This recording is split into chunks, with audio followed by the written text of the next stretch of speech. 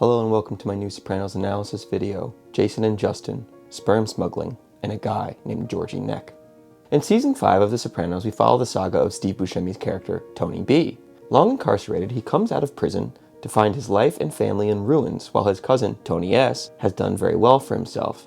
In one small scene, we see how Tony B brings his kids to Tony's house to play in the pool. Carmela calls Tony S. into the house to have a discussion. Before they begin, Carmela remarks that they will probably go through their entire lives not knowing that their father's sperm was smuggled out of jail to get Nancy pregnant. It was the least I could do. this would also account for them being twins, as in vitro fertilization can often produce multiples, owing to most people putting many eggs into the petri dish to increase the chances of a viable pregnancy. Now, it's a funny joke in an otherwise tense conversation between Tony and Carmela about the state of their marriage. The seed, pun intended, for this line and small storyline comes once again right from the pages of Mafia history. In the 1980s, when the Lucchese family was rocked by the commission case and Tony Dux was sent off to prison, a new faction took over, one run by Vic Amuso and Gaspipe Casso. Both Vic and Gas had been ambitious mobsters who dealt in drugs, ran sophisticated robbery schemes, and had their hands in various construction projects and union deals. With them came a new age of mobsters, one of which was known as Georgie Neck, or George Cipolla. Cipolla was fiercely loyal to Vic Amuso and Gaspipe, and he began his career as a reliable soldier in the family.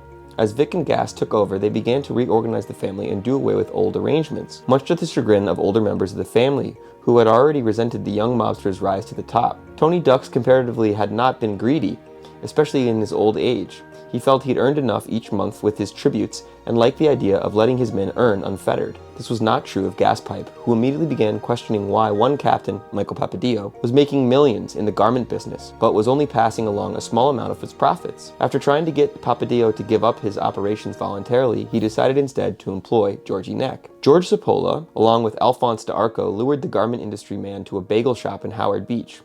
When he entered, D'Arco hit him over the head with a pipe, and Cipolla shot him in the head with a .22 caliber pistol. This was one of the first murders in the reign of terror started by Vic and Gas as they took over the Lucchese family.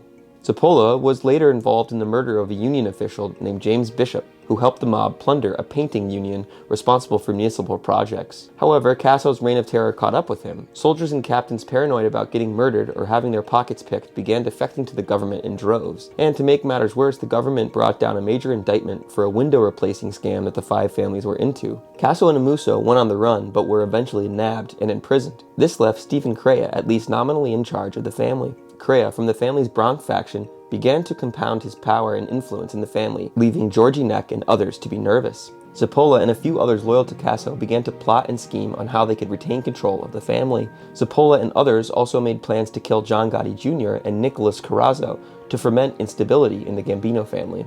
When all was said and done, the law had the final say, scooping up Georgie Neck, Frank Gioia, Frank Lestorino, and many of the remaining Casso loyalists. With them imprisoned and rumors of Casso himself being a rat caused another wave of defectors, which leads us to the main event.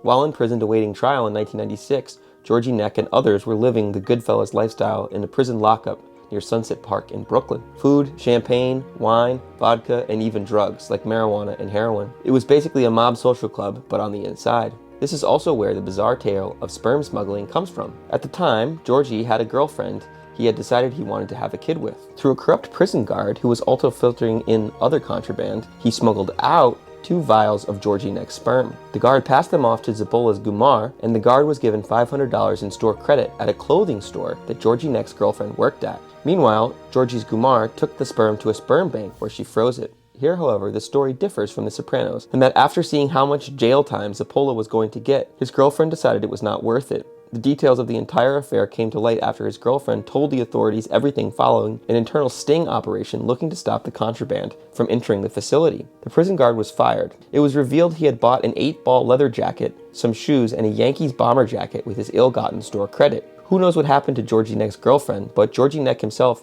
was in prison for 22 years for murder and other racketeering. Georgie was then released from prison in 2014 and is thought to be the captain of the New Jersey faction of the Lucchese family. I wonder if he has any kids.